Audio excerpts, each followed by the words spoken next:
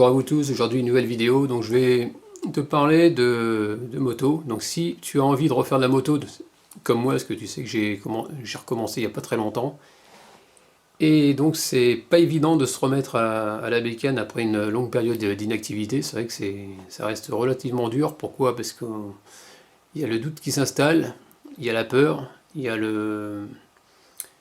comment dire, moi j'avais une trouille, donc je vais t'expliquer après pourquoi j'ai eu la trouille de m'y remettre. Parce que ça, on se pose énormément de questions. Parce que quand tu as 20 ans, t'as pas peur, t'as peur de rien. Et quand tu en as 48, les mentalités changent et forcément le danger, on le voit un peu plus... on le sent arriver plus facilement, quoi.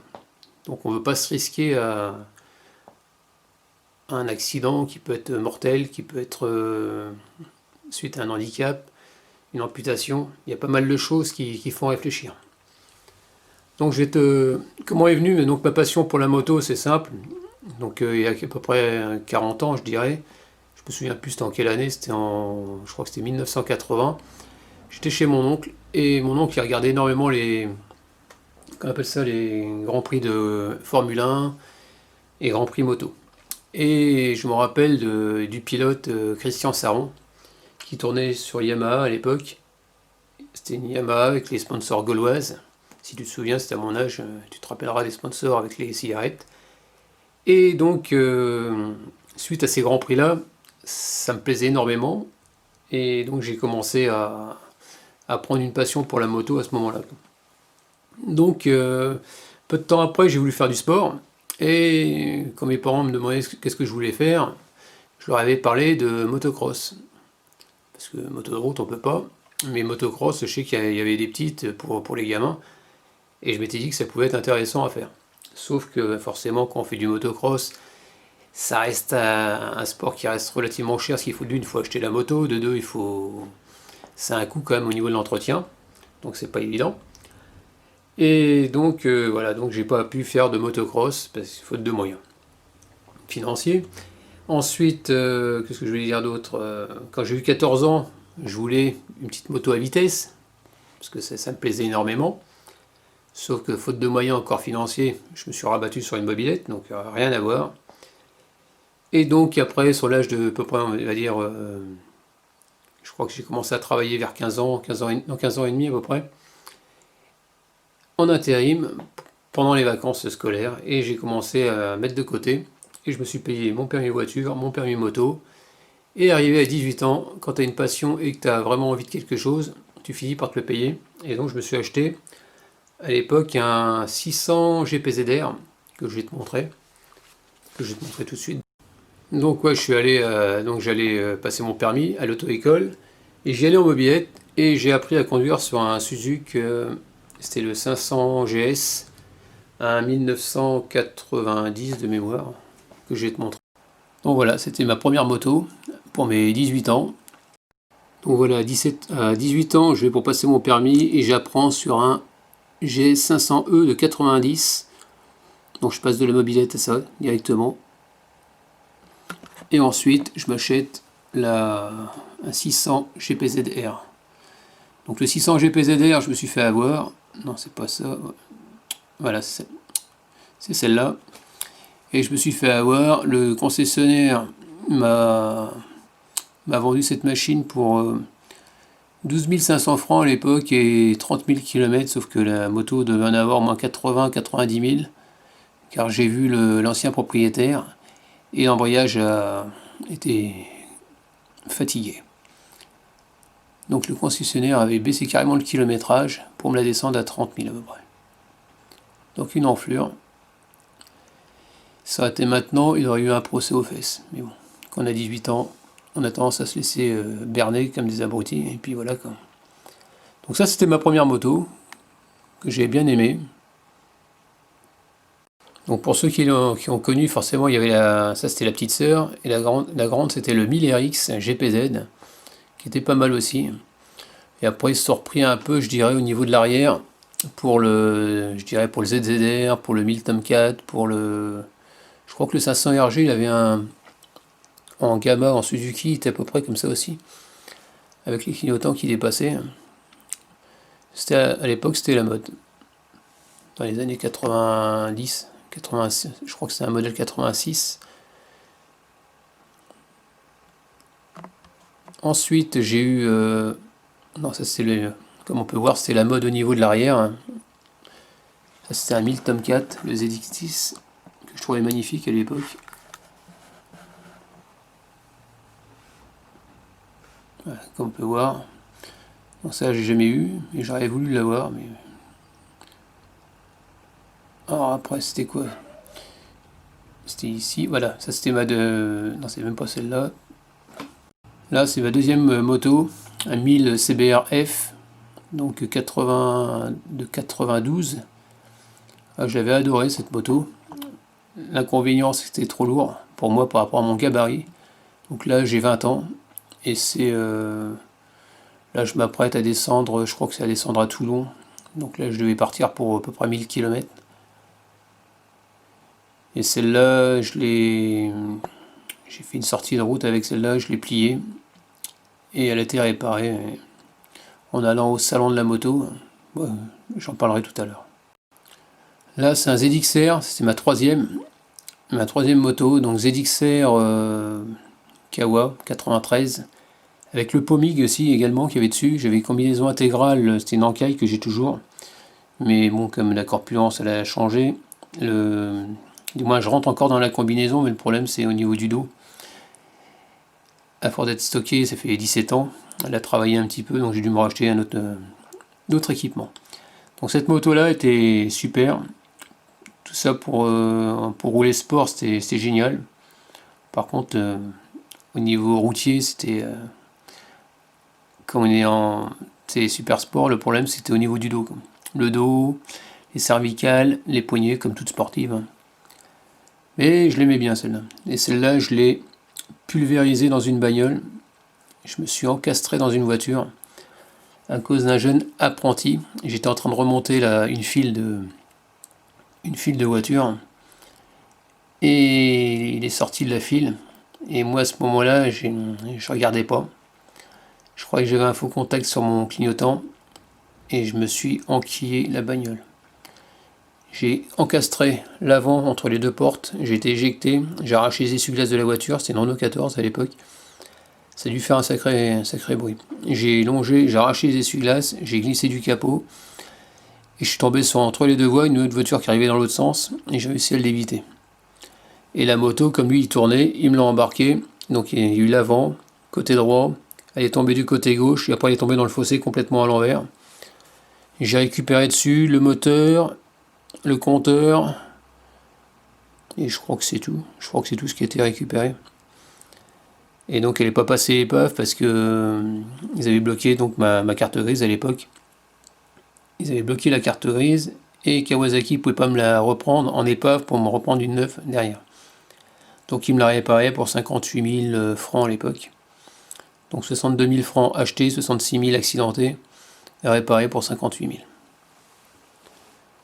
Et là, il va se passer 7 ans avant que je me remette à la moto.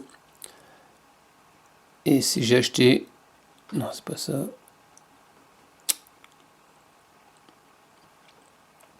Voilà, j'ai acheté ça, un 600 Thundercat. Alors là, le Yamaha, donc ça, je l'ai gardé 15 jours. Il y avait un problème dessus, au niveau des roulements, ou je ne sais plus. Il parlait d'un roulement de boîte chez Yamaha. Donc j'ai demandé au propriétaire qu'il me la rachète. Hein. J'en voulais pas, je pensais que c'était un vice caché, donc j'en ai pas voulu. Et une fois reprise, il s'est passé 17 ans. 17 années avant que je me remette à la moto. Donc il y a eu... non, je dis des bêtises, il y a eu... D'abord, ouais, donc après le ZXR, j'ai acheté le 600 Thundercat, donc là, que j'ai gardé 15 jours. Problème mécanique dessus, j'avais acheté l'occasion, donc le vendeur me l'a reprise. Et après, 17 ans de pause, sans refaire de moto. Donc voilà, donc là c'est en 1993, si je dis pas de bêtises, cette photo-là. Et donc en 1994, une année qui m'a bien marqué, C'est-à-dire que février 94, le jour de la Saint-Valentin, je vais au salon de la moto, je vais pour...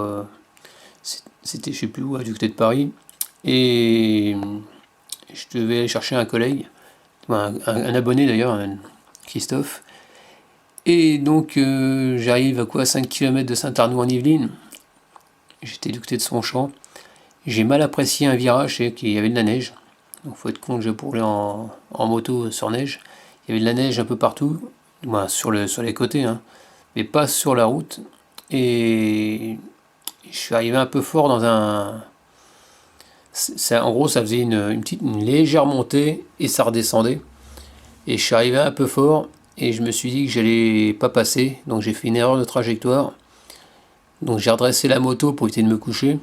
Et en freinant brutalement de l'avant, ça a allégé l'arrière. La suspension s'est légèrement comprimée avec la côte. Et après, forcément, après la côte, ça s'est légèrement allégé. Plus le freinage sur l'avant, ça fait que la roue arrière, ça l'a levé légèrement, ça fait que j'avais plus d'adhérence.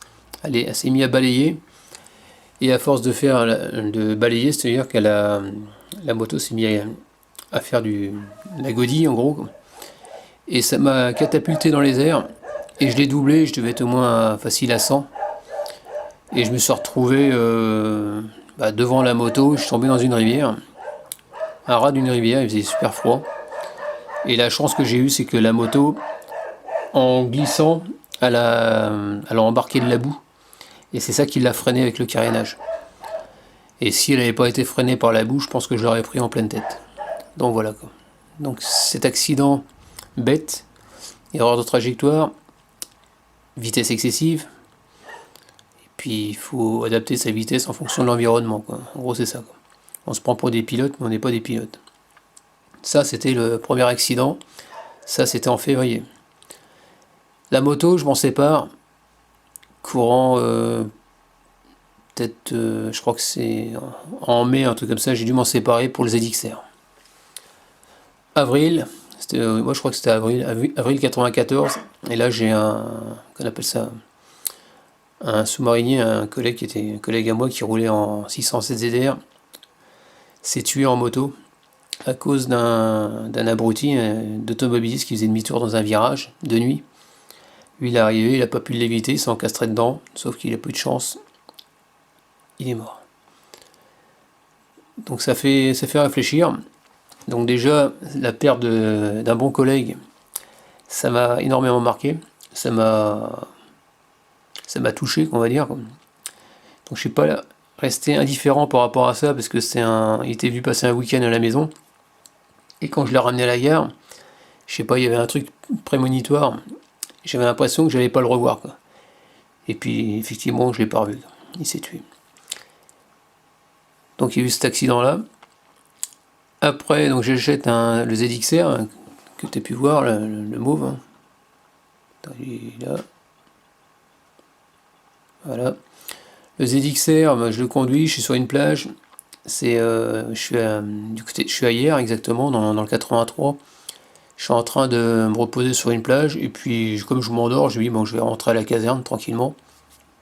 Et là, je rentre, je quitte, toujours dans le centre-ville de Hyères, je commence à remonter une file de voitures, et la connerie que j'ai fait, c'est que je croyais que mon clignotant il marchait pas, et j'ai baissé les yeux peut-être 2 secondes, le temps de regarder mon clignotant, tout en remontant une file de voitures. Et sauf qu'il y a un jeune apprenti qui a pas regardé, qui en avait marre d'être dans la file, il a vu qu'il y avait une station, il a coupé, et moi quand j'ai relevé les yeux, je me suis carrément encastré dans la voiture.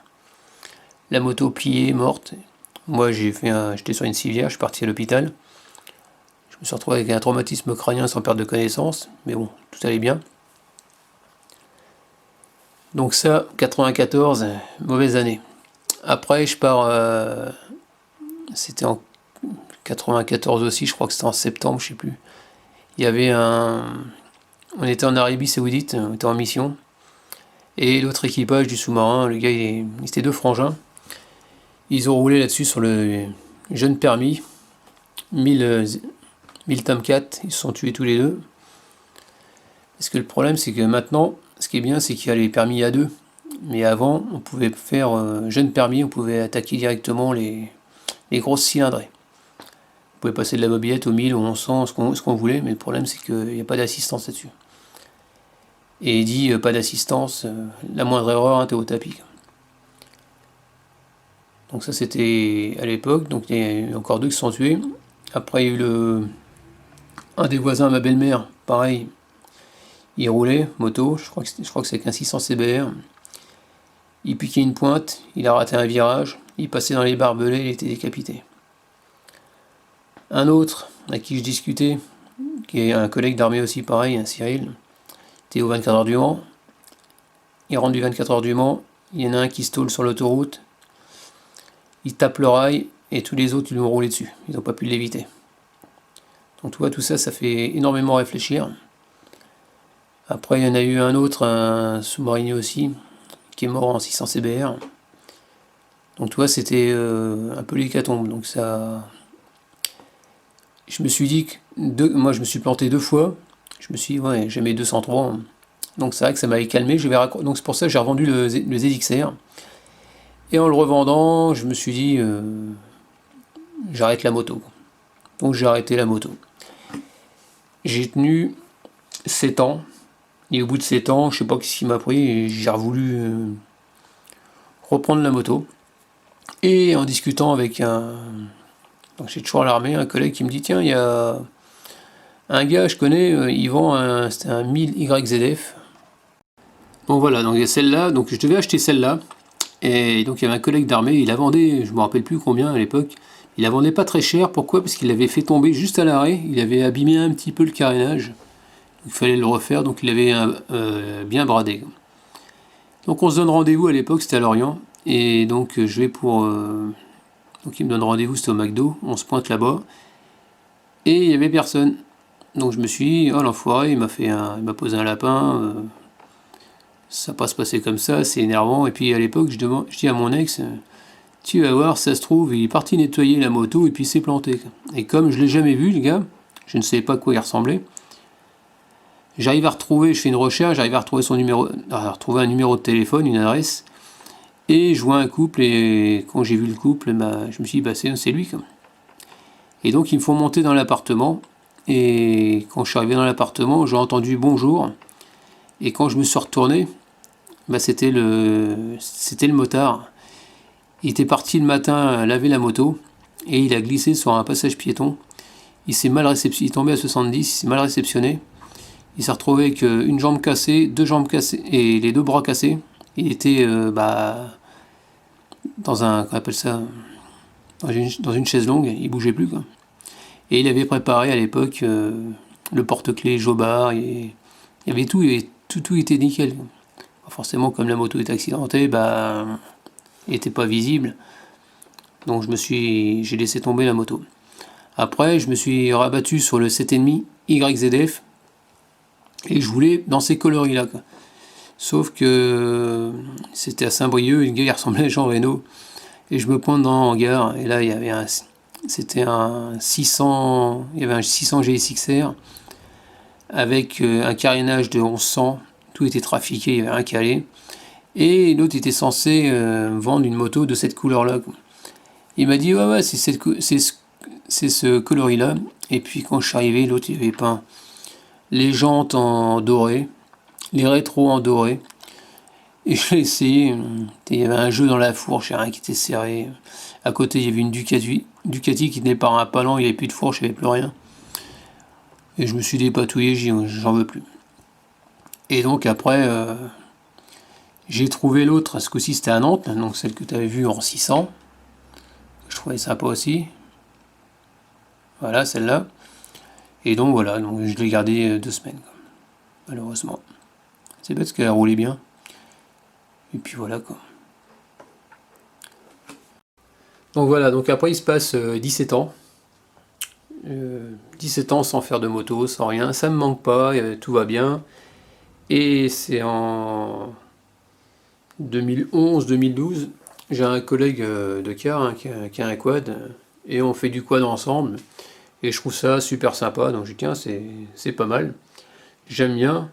c'est cool, et puis j'ai l'impression que c'est plus stable qu'une moto, moins à l'arrêt, tout ça. Donc je me dis, tiens, ça peut être, pour moi, ça paraissait moins dangereux. Donc je me suis dit, ça peut être pas mal. Et en 2019, je regardais sur internet les quads, tout, et puis je craque sur un quad que je trouve magnifique. Et c'est pas un quad pour faire du tout-terrain, parce que le tout-terrain en quad ça m'intéresse pas. Pourquoi? Parce que par rapport à, je veux dire, par rapport à l'écologie, tout ça, ça abîme la nature. Donc si c'est pour être embêté, et je craque sur un quad mais de route. J'ai trouvé sympa, on dirait une bagnole, c'est le Sectec 500 Drift que je vais te montrer, tu vas voir. Et moi, je trouve qu'il a une belle gueule, j'ai trouvé ça super sympa. Donc voilà, j'ai craqué sur celui-là. Je trouvais qu'il sortait de l'ordinaire des quads qu'on peut voir partout. Donc après, donc je craque donc sur ce quad là que je trouve super joli, mais j'ai deux problèmes. Le problème, c'est déjà le financement, parce que c'est 8500 € je crois celui-là. Et le deuxième problème, c'est le stockage. Parce que le stockage, j'ai un sous-sol, comme tu sais, et j'ai la Twingo, la Toyota, j'ai la Mercedes, j'ai une remorque, et on a l'Audi. Maintenant, si je dois mettre le quad, ça va être problématique, parce qu'il n'y a plus de place dans le sous-sol. Et je me suis dit, bah, comme la Twingo à la base a été pour mon fils, mais vu qu'il n'a pas le permis, je me suis dit, bah, quand il aura le permis, il va embarquer la Twingo, et là, dans ce cas-là, je pourrais mettre un quad.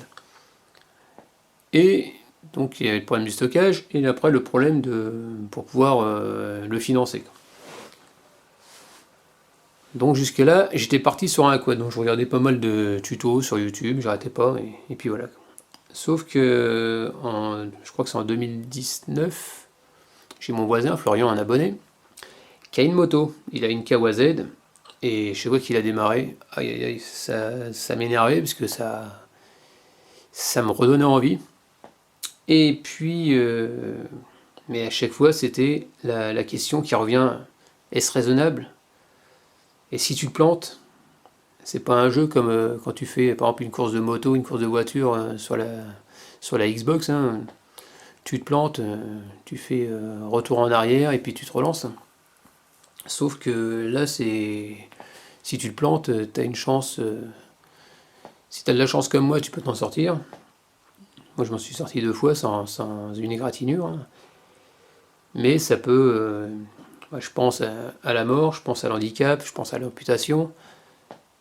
Quand j'étais gamin, on était à un mariage, et je me rappelle, les gars, ils roulaient en Harley. Je crois que c'est une grosse Harley qu'il avait, ou une Goldwing, je sais plus. Et à cause d'un imbécile qui roulait avec une remorque, comme il y en a beaucoup, hein, où il n'y a pas d'éclairage, il n'y a rien, il est arrivé de nuit, il s'est mangé il s'est bouffé la remorque avec la moto. Il est tombé, bilan, il était amputé. Et c'est une personne qui avait je pense qu'il doit avoir une vingtaine d'années, quoi. Donc tu vois, à chaque fois, c'est toujours les mêmes questions. Peur de la mort, peur de l'handicap, de l'accident et peur de... C'est toujours cette question-là qui revient. Pourtant, quand je roulais moto, j'étais à l'aise, hein. Mais le problème, c'est que quand t'as 20 ans et t'en as 48 après, c'est pas pareil, quoi. Donc après, je suis pris par comment dire... ma question... Je ne sais toujours pas ce que je veux. Moto, quad, et ça...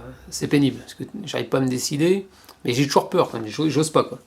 J'ai envie, mais ça me titille, mais je ne sais pas vraiment si je vais y arriver. Donc après, je me dis, bon, on va faire je vais essayer de regarder. Donc j'ai écouté des collègues, hein. Ah, tu veux prendre un quad, nous on roule tous en moto, pourquoi tu viens pas en moto? Je suis, ouais, mais le quad, l'avantage, c'est que ça roule pas trop vite, donc je vais pas me faire peur, quoi. Puis l'assurance, elle est pas chère. Je peux prendre l'air, mais on me dit, ouais, mais tu prends l'air, mais le problème, c'est que t'as l'inconvénient de la voiture. T'es dans les bouchons, t'es dans les bouchons. Ouais, c'est sûr. Après, on me dit, ouais, mais si tu veux aller loin, tu peux pas prendre l'autoroute avec le quad. Ah, ça, il y a ça aussi. La consommation, c'est un peu plus gourmand. Après, t'as le stockage. Pour moi, donc, les histoires des 4 voitures et la remorque, donc c'est vrai que ça reste pénible. Après, je réfléchis, je me dis, ouais, mais la moto, malgré les 4 bagnoles, la remorque, c'est vrai que la moto, je peux arriver à la caser dans un coin du garage. Et puis, je reparle encore avec un autre collègue, Charles, qui a, qu'on appelle ça, attends, je vais te montrer, un Kamen, c'est Riker. Alors donc il a cette machine-là, dans un autre coloris, donc c'est une bécane qui coûte quand même dans les, je crois que c'est 10 000 euros, lui c'est un 600. Et puis il me parle, ouais, ça, apparemment dès que tu prends une option, ça marche par 500 balles, a priori. Donc là il y en a pour plus de 10 000 balles à peu près, ce qu'il avait pris. Et donc en discutant, il y a ce qui m'arrêtait un petit peu sur ce genre de, que ce soit quad ou en 3 roues, hein, tout simplement, c'est que t'as pas cette marque-là. À côté de chez moi, il n'y en a pas, quoi. C'est-à-dire qu'en gros, si tu as besoin d'aller en révision, il faut se taper 120 bornes aller, quoi. Tu le laisses, donc 120, ça fait 240 bornes, ce qu'il faut que tu rentres, et tu le laisses une semaine, et tu y retournes le chercher, donc ça fait 500 bornes, quoi. Donc ça veut dire qu'il te faut deux personnes, un qui y va avec la machine, et un autre qui suit pour pouvoir le ramener, quoi. Donc tu vois, il y a ça qui m'a arrêté un petit peu, et ce qui m'a fait basculer vers la moto, c'est qu'à un moment il m'a dit ouais, une fois j'étais en panne, c'est-à-dire que t'as un frein de parking là-dessus, et apparemment il est resté coincé. Et son truc, sa moto, elle a 1000, son Riker, il avait 1500 km. Alors je me suis dit, si c'est pour mettre 10 000 euros dans une machine, et à 1500 bornes, tu commences déjà à être enquiquiné avec le frein de parking, ça reste moyen. Donc c'est ça qui m'a fait basculer vers la moto direct. Donc déjà, j'ai réussi déjà à faire un choix. Et après, le problème c'est que quand ça fait 17 ans que tu n'as pas fait de moto, quoi prendre? Qu'est-ce que tu vas acheter comme moto? Qu'est-ce qui existe? Tu es complètement largué, tu es complètement paumé, hein. Tu sais pas trop la fiabilité, tu sais pas, tu regardais même plus, quoi. Ça fait que tu es complètement largué, donc tu sais pas trop, quoi. Donc je suis allé sur YouTube. Non, d'abord je suis allé j'ai des bêtises, sur Google. Et j'ai tapé, qu'on appelle ça, Honda par exemple. Honda, image. Et j'ai pu regarder, j'ai tapé 750, que je voulais soit 600, 750 ou 1000. Mais je voulais pas un truc trop puissant. Et en regardant, j'ai vu à peu près qu'est-ce qu'ils faisaient. J'ai fait ça avec Yamaha, Suzuki, avec Honda. Et après, j'ai tapé comparatif, et là, je suis tombé sur de nombreux comparatifs sur YouTube entre qu'on appelle ça, le 7,5 Z, un roster, et finalement, je me suis dit, un roster, ça peut être pas mal. Pourquoi? Parce que, d'une, t'as pas de carénage, et après, ils en disaient du bien par rapport à la maniabilité. Ils disaient que c'était pas mal pour quelqu'un qui n'avait pas refait de moto depuis un bon moment. Donc tu vois, il y a eu pas mal de choses qui ont fait que j'ai pu essayer de voir un peu par rapport à ce qui me plaisait et par rapport à ce qui était et aussi par rapport au financement, parce que tu as des motos à 30 000, tu as des motos à 2000 balles, ça dépend ce que tu veux, quoi. Ça dépend de ton budget aussi.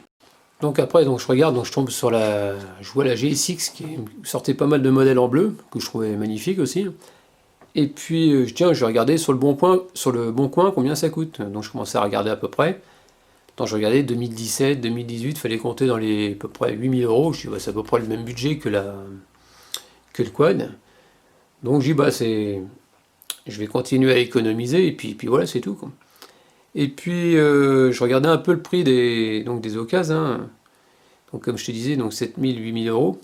Mais je voyais qu'il y en a qui en demandaient, mais 9005, quasiment 10 000 balles, quoi. Un truc d'occasion qui avait 2 ans, quoi. Et j'ai commencé à me rapprocher j'ai vu des modèles à 2019, à peu près dans les 8005 à peu près. Et puis j'en avais marre de baver sur YouTube depuis un petit moment. Et un samedi, je faisais rien, donc je dis à mon fils, bah tiens, bah viens, on va faire les magasins. J'ai envie de voir à quoi elles ressemblent, quoi. Et puis, quelques temps avant, j'avais déjà récupéré comme on peut voir, hein, tu vois, le catalogue d'AFI ou pas mal de choses. Et puis je commençais à regarder un petit peu, quand j'étais comme ça, comme un gamin en train de regarder, en train de baver. Ah, pas mal le casque, ce qu'il fallait que je rachète tout, quoi. Donc je suis en train de regarder ce qui me plaisait. Je regardais à peu près combien ça pourrait me coûter parce que c'est pas tout d'acheter la moto, après il faut l'équipement, parce que quand ça fait 17 ans que t'en as pas refait, le casque il était mort, donc il fallait le changer. Après il te faut un blouson, la combinaison ça allait plus, je pensais que ça allait aller. Donc ça allait plus du tout, donc il fallait que je me remette au goût du jour, tout simplement. Et donc j'ai dit tiens, il me faut un casque, il me faut un blouson, en tout je faisais le tour de ce qu'il me fallait à peu près. J'étais comme un gamin, tu sais, devant le catalogue de Noël en train de mettre des croix partout. Et à chaque fois ça marche par 200. Donc le budget, je l'ai fait exploser. Hein, donc je fais exploser le budget. Et donc un samedi matin, donc j'étais avec mon fils, j'avais vu un casque, j'avais repéré un casque. Il me dit attends papa, on va aller voir d'abord, avant que tu achètes un casque, on regarde déjà les motos, ce sera peut-être. Parce que je commençais à le faire à l'envers. Quoi. Ah j'ai vu, t'as raison, on va aller voir les motos. Et donc on se pointe c'était chez Suzuki à Coignières, chez Westbike, et on se pointe là-bas. Et puis je vois le modèle 2020, bah, c'est exactement celle que j'ai achetée là. Celle que j'ai achetée, ouais, tu verras tout à l'heure. Et donc elle était en exposition, c'est celle que j'ai récupérée. Et donc il y a le commercial hein, qui fait son boulot correctement, qui me sort, vous voulez un renseignement donc les deux pieds dans le plat, j'y vais, ouais, j'aime bien le roster, ils en disent du bien, le Suzuki, machin, je voulais voir à quoi ça ressemblait, donc blablabla, et on discute bien. Et là, il commence à me sortir un argument, et c'est vrai qu'il a pas tort dans ce qu'il dit. Il me dit, ouais, vous cherchez de l'occasion, mais vous savez, quand on regarde le prix de l'occasion, les gens ils sont dans les prix, hein. Mais sauf que vous rajoutez un petit billet, c'est-à-dire que tu rajoutes 1000 balles de plus, mais tu repars sur une bécane neuve, un dernier modèle, quoi, avec 0 km. Et puis il me dit, vous voyez là, j'ai que deux exemplaires, il y a un modèle A2 et le modèle full. Vous, c'est le full. Il me dit le A2, de toute façon, j'attends la confirmation, normalement il est vendu cet après-midi. Et puis il me dit, des usines Suzuki, là, elles sont avec le coronavirus, le problème c'est les usines elles commencent à réouvrir, mais pour travailler sur le modèle 2021. Quoi. Et il me dit, ça se trouve, celle-là, ça se trouve, peut-être que tout à l'heure elle sera barrée, je ne sais pas. Quoi. On peut pas savoir. Quoi. Donc faut pas, il me dit, en gros, on n'a pas de stock. Là, c'est le dernier des stocks de 2020. Quoi. Et donc je rentre, je dis, ok, bon, je vais réfléchir. Et puis je rentre à la maison. Mais le problème, c'était toujours pareil. Que la question qui m'a hanté, est-ce que c'est sérieux? Est-ce que c'est. J'ai l'impression de faire une grosse bêtise quoi, en achetant cette moto. Donc ce que je repensais toujours pareil, hein, l'accident, ça fait 17 ans que tu n'en as pas fait, est-ce que tu vas arriver à en refaire? En plus, recommencer sur un full, waouh, si tu te dis, c'est peut-être risqué.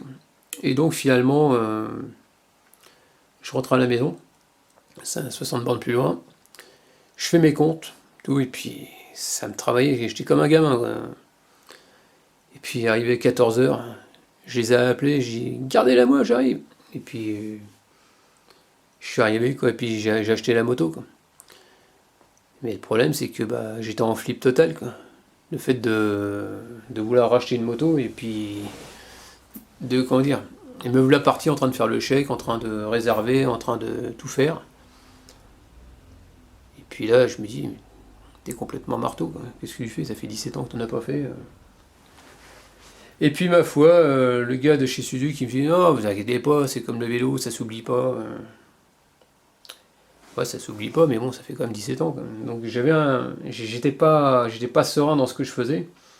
Et puis après, il me dit bon bah il faut 900 euros pour bloquer la moto. Et puis donc j'ai laissé 900 euros.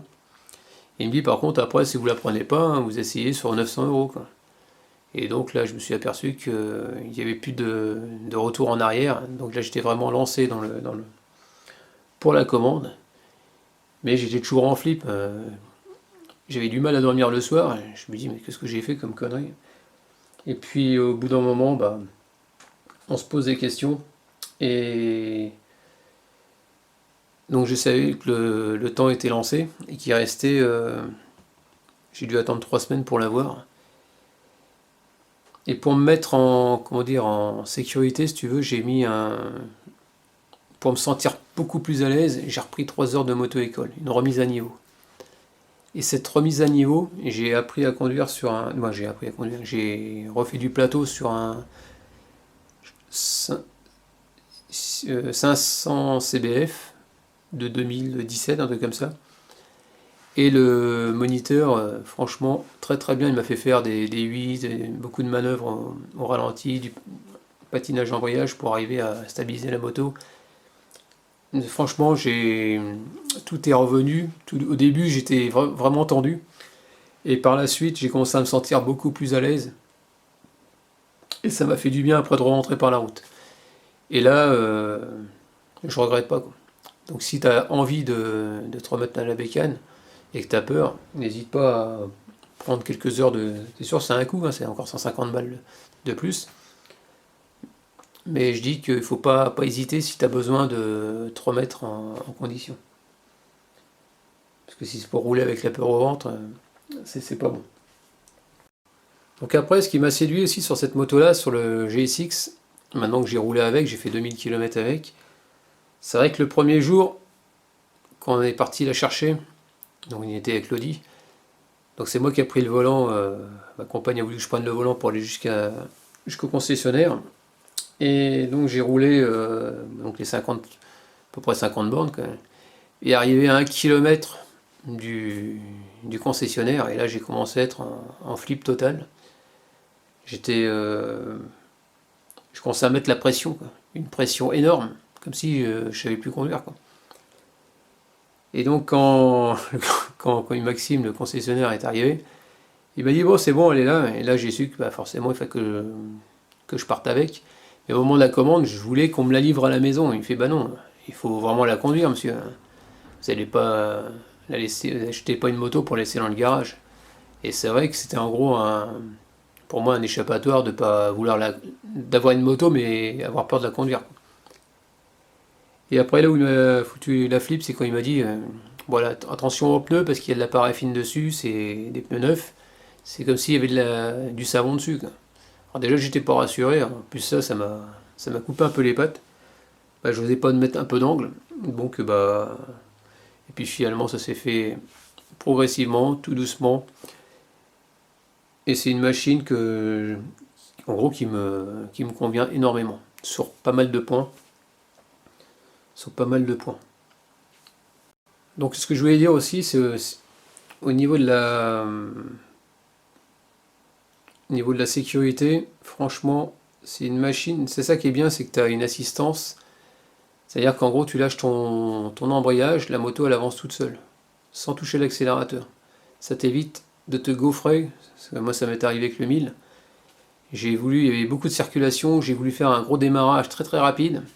T'as un trottoir, t'as un passage piéton et t'as 2 poteaux de chaque côté. Et ce qui s'est passé, c'est que bah, quand j'ai voulu partir, j'ai calé et la moto elle s'est couchée. Je me suis retrouvé coincé sous la moto et dans le poteau. Et une voiture qui a dû descendre, un gars qui est venu m'aider pour soulever la moto pour que je puisse me dégager.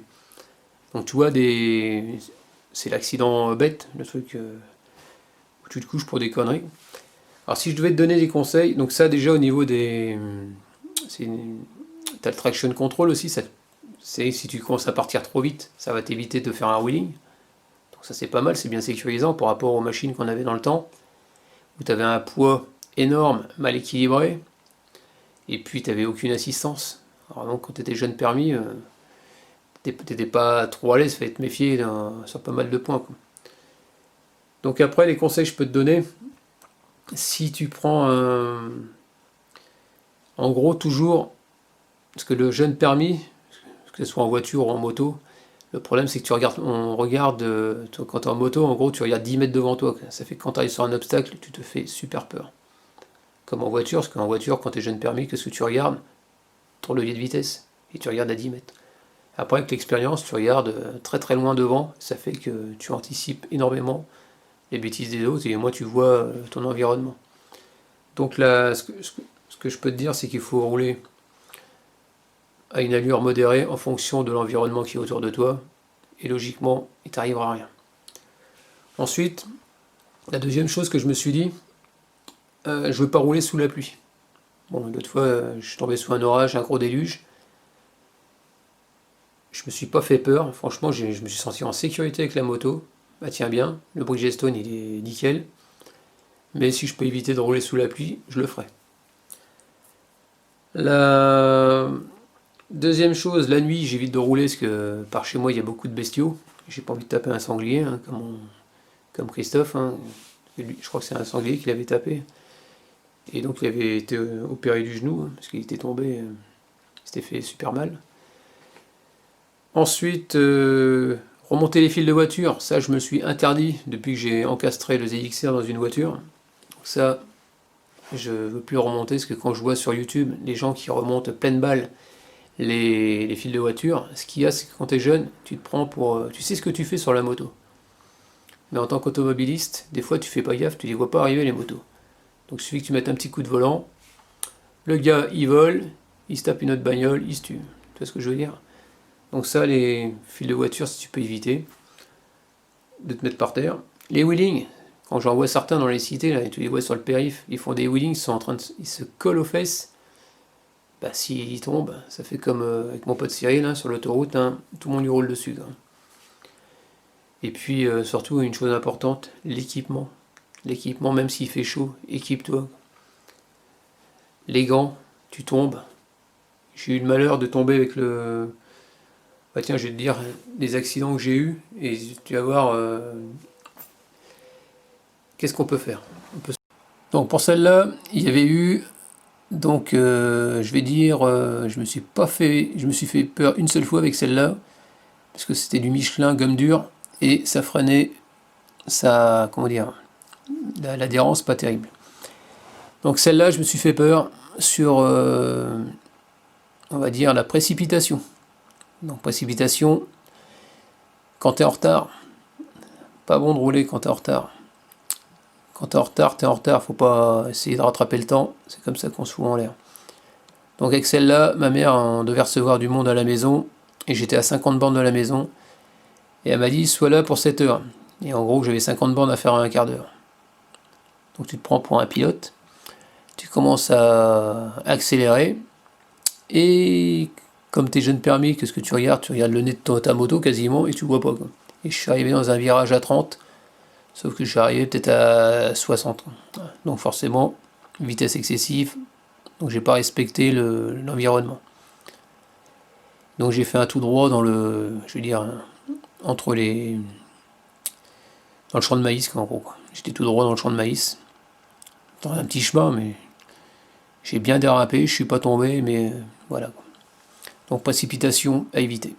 Donc celle-là, je me suis fait une erreur de trajectoire avec celle-là. Quand tu es en mode énervé, évite de prendre la moto. On fait que des conneries. Un qui m'avait énervé et j'ai mis au lieu de mettre la patate à la sortie de virage, je l'ai mis à l'entrée. Parce que je voulais le rattraper et je voulais l'engueuler. Bilan, qu'est-ce que j'ai fait? Je suis pas tombé. Tout le monde avait cru que je m'étais vautré. Je me suis retrouvé en haut d'un talus de terre bien, bien dur, à peu près à 2 mètres de haut. Ça avait fait de la fumée partout. La bécane, elle avait godillé dans les graviers, elle avait fait comme ça, il y avait de la fumée partout. Je m'étais retrouvé en haut du talus. J'ai dû redescendre la moto en marche arrière, donc pas de chute, j'ai bien maîtrisé la situation pour éviter de me vautrer. Donc une petite frayeur quand même. J'étais tombé une fois à l'arrêt avec celle-là, et puis non, c'est tout. Et ici le crash à plus de 100 en allant au truc de la moto. Donc mode énervé, oublie. Donc celle-là, je me suis fait 2 grosses frayeurs. Donc la première, bah forcément, quand je t'ai parlé, quand je me suis encastré dans la bagnole. Elle sort de réparation. Quelques mois après, Saint-Mandrier, je repars. Et je suis dans les virages de Saint-Mandrier pour les directions Sanary. Je commence à ouvrir. Et je fais pas gaffe au sol. Il y a un peu c'est de la mousse ou c'est un peu en sous-bois, on va dire, légèrement. Et là, j'ai la bécane qui commence à se coucher complètement, qui commence à se barrer. Bah, j'allais partir sur l'autre voie en glissade, et j'ai mon pied. Là où j'ai eu de la chance, c'est que j'ai mon pied qui a ripé du cale-pied. Il est passé sous le pneu, et en passant sous le pneu, je me suis roulé sur la cheville, et ça m'a redressé la moto, et je me suis pas vautré. Là, j'ai eu une chance phénoménale. Et la deuxième où je me suis fait vraiment peur, c'était à Brest, en arrivant sur le port de commerce, et je crois que les voitures roulaient, sauf qu'elles étaient à l'arrêt.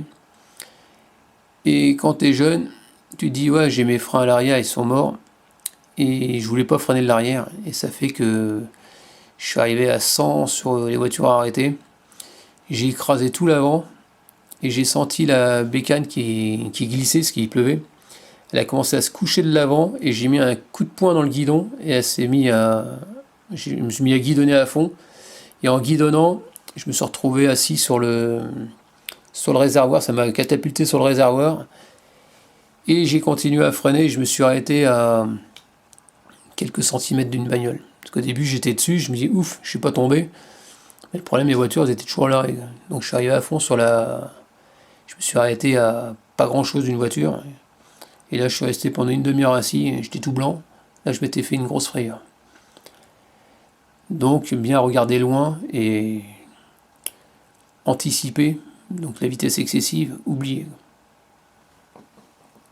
C'est comme ça qu'on se vautre et qu'on peut se faire très très mal. Avec celle-là, je me suis fait super peur. Une fois, je venais juste de l'acheter, donc c'était les premiers kilomètres que je refaisais au bout de 7 ans. Je revenais de Nantes sur Brest, et donc il y avait du vent, il y avait de la pluie, il y avait ce que tu veux, mauvais temps quoi. Et là, c'est limité à 110, hein, donc je roule, il pleut, je me mets à 90 à peu près, 90-100, pas plus. Je suis une voiture, donc on est sur la voie de droite, tout nickel. Et la voiture devant moi se met à faire gauche-droite sans arrêt, pour me prévenir, sauf que moi je suis surpris. Et je me demande qu'est-ce qui se passe. Et en gros, il y avait un chien qui courait sur la voie express. Ça fait que le temps que je comprenne ce qui se passe, j'ai dû éviter le chien. Et j'ai failli me planter avec la bécane. En plus, il y avait un vent pas possible. Là, je m'étais fait une grosse frayeur. Elle était toute neuve. Toute neuve, elle avait pas beaucoup de kilomètres. Et donc, c'est vrai que c'était les frayeurs que j'ai pu me faire en moto. Mais là, maintenant, avec l'autre, c'est ça va, quoi. Parce que j'anticipe beaucoup. Et j'ai fait un choix de... Je me suis donné une règle de conduite de façon à pas déborder pour éviter les accidents. Donc, comme je te disais, donc l'équipement est quand même assez important, c'est quand même ta sécurité, hein, donc il faut pas hésiter, hein. Donc, ma première moto, j'ai mis tout mon argent de poche dans la première moto, et en équipement, j'avais un jean, j'avais des gants de ski, donc c'est pas top, quand il pleuvait, t'avais rien, quoi. Donc, faut regarder tout ça, et même par rapport au froid. Donc, c'est pour ça, toi, la moto, celle-là, j'ai payé 8000 pour un neuf, hein, 8600 balles. Et quand tu regardes 8600 balles d'occasion, t'as rien, quoi. Donc j'ai eu 8006. Après, donc c'était soit 8006 ou 9003 avec 800 balles d'économie, 800 balles de remise, pardon. Donc ce que je te conseille, c'est ça, c'est vrai que je ne savais pas, mais c'est vrai que le gars de chez Dafi me l'avait dit. Il vaut mieux acheter une moto quand tu achètes neuf, acheter la moto seule, sans équipement, quand on te propose des équipements, parce qu'après ils te facturent le montage. Donc moi ça m'a coûté, je crois que... Il me semble qu'ils m'ont pris du montage. Donc j'en ai eu pour 9005. Normalement j'aurais dû avoir pour 9003. Donc qu'est-ce que je voulais dire d'autre, au niveau des accessoires, donc tu peux voir que la facture reste quand même salée, hein, c'est quand même un sacré budget. Donc j'ai acheté un blouson Florigan, 180 balles, pantalon de jean avec des coques au niveau des genoux et au niveau des hanches. Alors ça c'est à peu près 160 balles. Chaussures tennis, attache rapide, 150. Des gants, 70. Le casque, bon j'ai mis le prix aussi, hein, là je me suis fait plaisir. 630. Bon après pour mon fils qui fait occasionnellement, j'ai eu pour 200 et quelques euros, donc ça va à peu près, quoi. Après si c'est pour ta propre sécurité, pour rouler tout le temps, c'est vrai qu'après tu peux te faire plaisir. Donc j'ai dû acheter deux dorsales, une pour ma compagne, une pour moi. J'ai acheté caméra de casque, donc là c'est pareil, 359 euros. Après j'ai dû racheter une Hero 7 parce que là en GoPro, pourquoi est-ce que là justement j'expliquerai, je referai une vidéo là-dessus parce que c'est pas évident. Je me suis fait entre guillemets avoir parce que je ne savais pas. Parce que si tu veux filmer en permanence, en gros c'est simple. Tu as toi, ici, là, t'as le casque. Attends, voilà, la caméra elle est là. Donc ça, toi, par rapport au design, je trouvais ça sympa. Et je me suis arrêté au design et à la fixation. Et la GoPro, parce qu'il y en a, ils mettent une GoPro là, sur le côté. Et je pensais que c'était peut-être mieux de mettre un truc beaucoup plus simple. Sauf que, bah, toi, bilan, ça, je peux pas l'utiliser comme je veux, à cause de l'autonomie. C'est-à-dire qu'en gros, c'est une bonne technologie, hein, ça filme super bien, il n'y a pas de problème.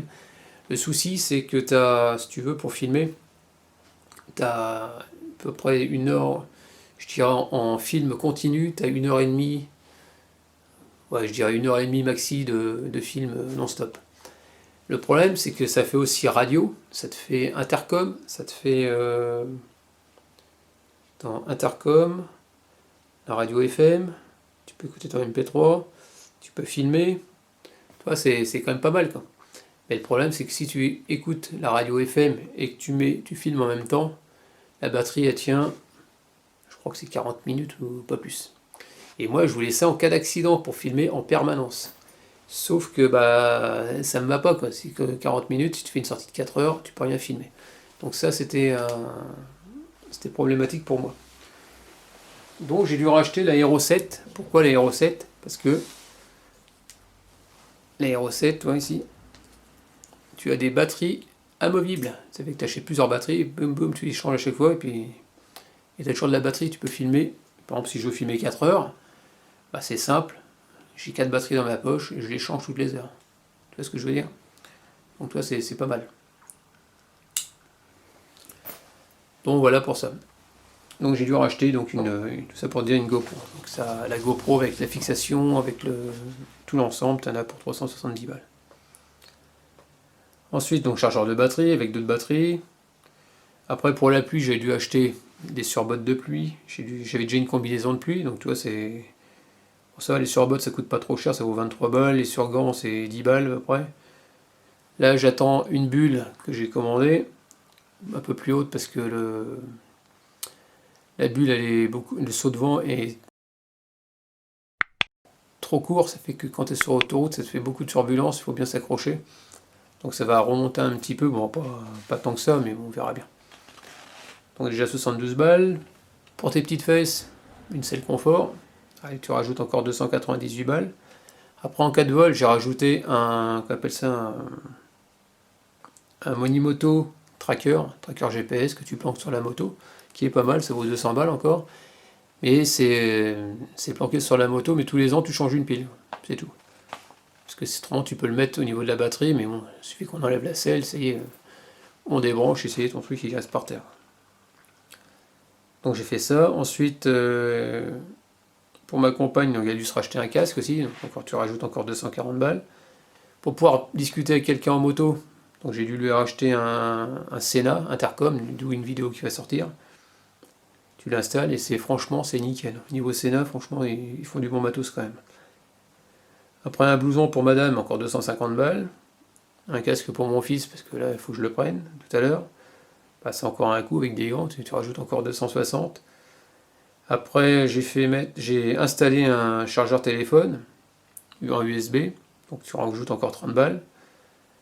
Pour faire l'entretien, une béquille d'entretien, ouais, tu rajoutes encore 76. Un bloc disque alarme, 92. Alors ce qui est bien, c'est que je suis assuré au niveau de l'assurance, bah, tu rajoutes, là j'ai pris vraiment le summum, j'en ai pour 466 euros.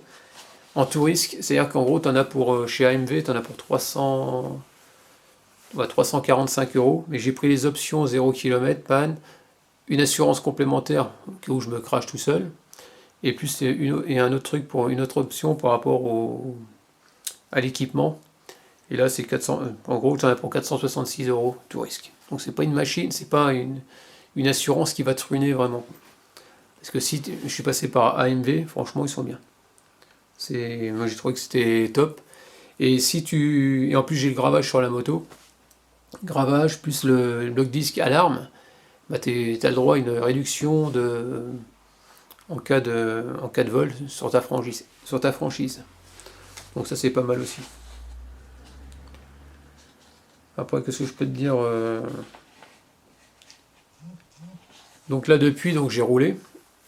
Et puis franchement non, c'est pas une machine où tu te fais peur, mais pour te remettre dans le bain, c'est génial. Au niveau poids, c'est une des plus lourdes des rosters, la GSX. Et par rapport à ce que j'ai eu avant, dans les années 90, ça n'a rien à voir. Les 200 kg, tu les sens pas. En plus, le roster, l'avantage, c'est que ça consomme pas. Parce que moi, quand je voyais à l'époque, c'était le 1000 CBR. Bah, c'était simple, ça s'appelait 1000 CBR F. 1000 comme. Donc à l'arrière, c'était marqué 1000 F. Comme c'est des francs. Bah, le moindre tarif, c'était 1000 balles. Quoi. Un pneu, allez, 1000 balles. Une révision, 1000 balles. Un kit chaîne, 1000 balles. En gros, c'était le tarif de ce que ça allait coûter la moto. En plus, c'était un gouffre. Ça me coûtait chaque fois.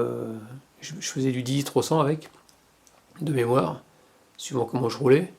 Le pneu arrière, il devait me faire 5000 km à peu près. Moi, il fallait voir aussi comment je roulais. Je roulais comme un gros cake.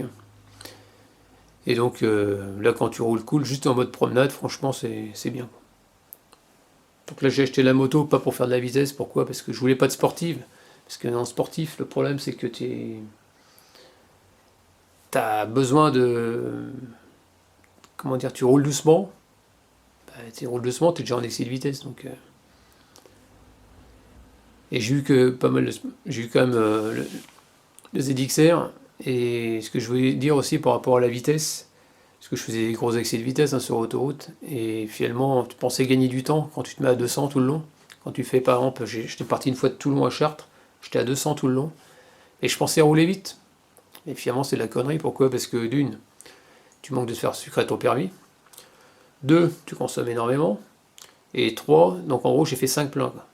5 pleins, et je me suis aperçu que à chaque fois que je m'arrêtais pour faire un plein, les voitures que j'avais doublées, elles me redoublaient. Quoi. Donc forcément, bah, tu gagnes rien. Quoi. Tu gagnes rien, je me serais mis à 100, en une vitesse de croisière de 120, j'aurais gagné peut-être plus de temps, et puis tu peux gagner ton permis aussi. Et tu risques pas de te planter en cas à des vitesses excessives. Quoi. Donc voilà, donc j'espère que ça te donnera envie de... C'est sûr que quand je t'ai parlé des morts, des crashs, de tout ce qu'il y a eu, c'est vrai que ça laisse ça fait réfléchir quand même. Donc moi je me suis donné toutes mes chances de ne pas me planter, c'est-à-dire en respectant la vitesse, en anticipant, en évitant de rouler de nuit, ou le matin, avec les bestiaux, sous la pluie. En gros, En gros, je me suis transformé en motard du dimanche, quoi, tranquille. Donc il faut rester comme ça. Quoi. Je pense que en gros, t'as pas besoin de rouler vite pour te faire plaisir. Quoi. C'est ça que le message que je veux faire passer. Quoi. Et puis maintenant, avec toutes les assistances qu'il y a sur les bécanes, et puis si t'es jeune permis, tu commences par un A2, c'est très très bien. Et puis après, bah, t'évolues dans une autre moto. Quoi. Donc là, je vais aller préparer la moto, parce que je vais la reprendre tout à l'heure, hein, pour aller chercher mon fils à la gare. Donc je vais enlever la bâche. Bah tiens, je vais te montrer comme ça. Tu vas la revoir, pour ceux qui ne l'ont pas vue. Voilà les amis, 3 heures de moto-école qui vont commencer d'ici peu. Je suis un petit peu en flip parce que bon, il y a longtemps que j'ai pas conduit, hein, ça remonte à 2001, 2003 je crois, je sais même plus. Et là c'est le grand jour, on est le 7 juillet. Là je crois que je vais... je suis en train de faire de l'huile, c'est clair. L'appréhension, l'envie, la peur, enfin bref. Donc voilà. Quoi. Allez, on va pas tarder à se lancer. Quoi. Alors ça y est, je viens de passer les 3 heures de moto-école. Donc j'étais un peu tendu tout à l'heure. Bon, heureusement que le moniteur a pu me remettre à l'aise. Ça s'est super bien passé. Donc j'ai eu pas mal d'entraînement quand même. Il m'a fait faire on appelle ça des 8 au départ. Donc on a mis la moto sur la remorque. Ensuite on était sur une piste. J'ai fait des 8, donc des 8 au ralenti. Donc sans mettre le pied par terre pour apprendre à manier la moto, à la balancer dans tous les sens. Donc j'ai trouvé ça super. Donc au début j'étais un petit peu tendu. Et puis à la fin, suite à cette technique, j'ai réussi à faire ce que je voulais au lama. Donc déjà une bonne chose. Ensuite il m'a fait faire des premières, deuxième, troisième, arriver au bout, rétrogradage. Après avec accélération, donc virage, accélération, freinage d'urgence. Donc c'était pas mal aussi. Après on a fait je me souviens plus exactement, du slalom. Bon, il m'a fait faire un peu de plateau, un peu dans tous les sens. Et après la dernière heure, on a fini sur la route pour ramener la moto. Donc j'ai à travailler. Donc le plateau, franchement, pas de souci, mais c'est au niveau des trajectoires. Il va falloir que je retravaille un peu les trajectoires. Et ensuite aussi à travailler à travailler. Quand j'arrive à des intersections, j'ai tendance à regarder un peu trop. Trop par exemple sur ma gauche pour aller à droite. Et forcément, la moto continue à avancer. Donc c'est ça, en gros, faut que je regarde, mais plus rapidement. Et à un moment où j'ai croisé une voiture qui était elle était à un stop. Et puis j'étais omnibulé par cette voiture parce que je me suis dit, si elle démarre, je vais me la manger. Donc j'ai continué. Donc mon regard insistait un peu trop sur le véhicule. Donc c'est pour ça qu'il faut que je regarde plus rapidement, que je me fasse pas surprendre en continuant à avancer et en me mettant dans une situation peut-être plus ou moins délicate. Donc voilà, juste ça à travailler, autrement le reste, non, ça a été. La pression est redescendue, je me suis senti à l'aise, je me suis pas senti en danger quand j'ai roulé. Donc j'ai roulé sur un 500 CB, un 500 CB F. De quelle année, je ne sais pas. Mais bon, c'était un vélo, on peut dire que c'est un vélo. Boîte assez courte. Au niveau poids, c'était nickel pour réapprendre. Donc là, c'est sûr que quand je vais récupérer là, samedi mon GSX-S de 2020, ça va pas être du tout la même chose. Ça va être au niveau poids, forcément, c'est 214 kg, mais je suppose qu'il sera aussi bien équilibré que le CBF. Donc pour moi, ça devrait rester un vélo. Bon, après, la différence, c'est que le 500, je ne sais pas combien il fait de chevaux, mais c'est pas très puissant. Après, le GSX, c'est quand même un 750. C'est un 4 cylindres, donc il y a 2 cylindres de plus. Et puis voilà.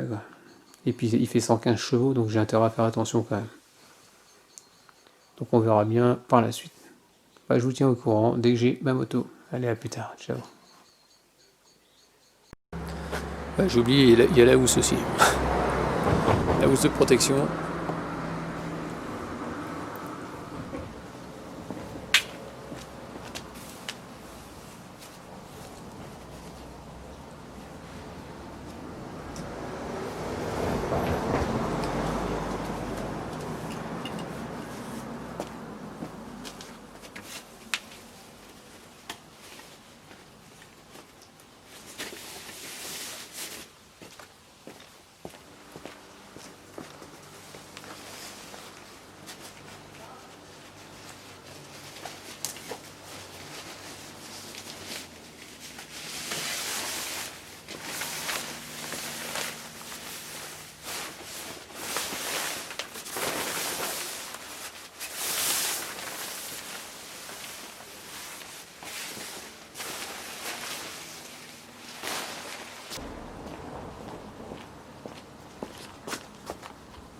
Ouais, j'ai acheté ça aussi au niveau de la. C'est pas mal, si, pour mettre le téléphone en universel.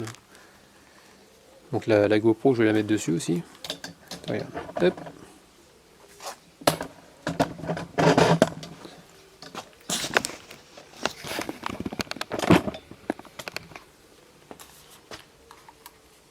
Donc, on va faire comme ça. Ah, il faut que j'enlève le bloc 10. Donc voilà, donc on va le fixer. Donc t'as un support de guidon tout simplement.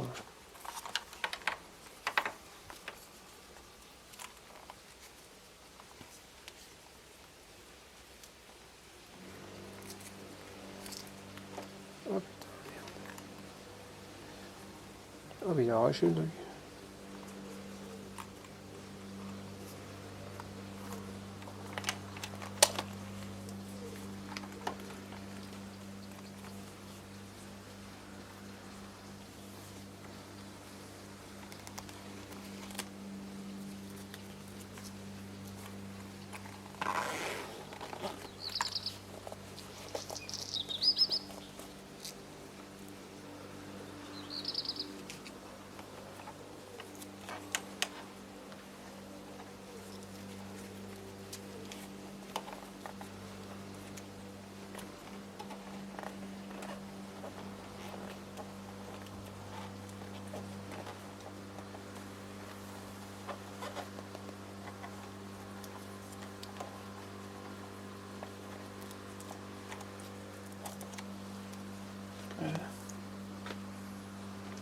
Donc ensuite on va mettre la GoPro.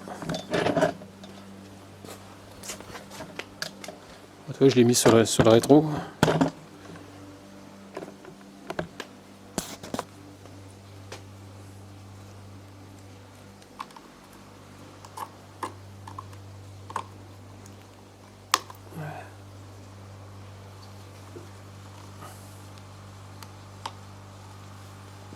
Ouais, ça est bien réglé.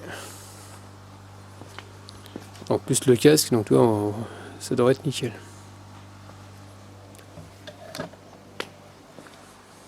Le fameux bloc disque. Bon, tu pourras retrouver une de mes vidéos où je change la pile dessus.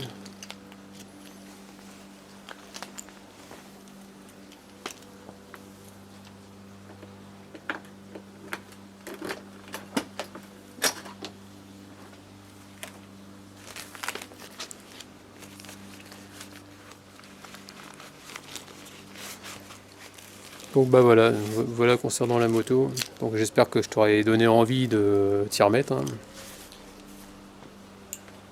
Puis l'avantage c'est que là, le 20 septembre, il y a une sortie concernant les enfants malades. Ils attendent, je crois que c'est entre 350 et 1000 motards apparemment. C'est à Courville-sur-Eure, donc je vais y participer.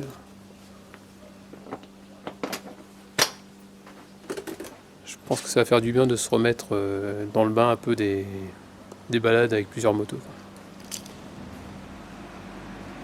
Donc rien que pour ça déjà, je t'invite à t'y remettre tout simplement. Donc bah voilà, terminé, en espérant que si tu as des questions, n'hésite pas à me laisser ça dans les commentaires, j'essaie de t'y répondre. Et puis pense à t'abonner si c'est pas fait, et puis je te dis à très bientôt. Allez, ciao.